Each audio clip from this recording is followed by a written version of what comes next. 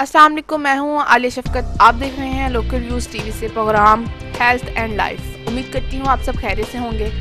आज मैं आपको बादाम के बहुत फ़वाइद बताऊंगी। जैसा कि आप जानते हैं कि बादाम एक बहुत ही मशहूर फल है। खुश्क मेवाजात में पहला नंबर इसी का आता है।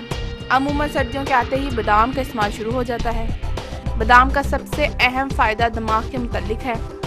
दिमागी कमज़ोरी और हाफिज़ा की कमज़ोरी में बादाम खाना बहुत मुफीद होता है।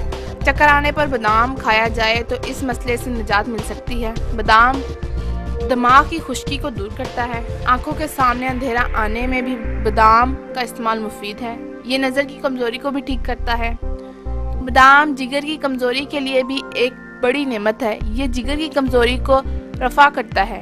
आंतों में तरी पैदा करके इसे नरम करता है। इस वजह से बवासीर, बादी और कब्ज़ ख़त्म हो जाती है। अगर कब्ज़ ज़्यादा हो तो बादाम को सौंफ या मनकी के साथ इस्तेमाल करने से फ़ायदा होता है। बादाम को अंजीर के साथ खाने से भी कब्ज़ दूर हो जाती है।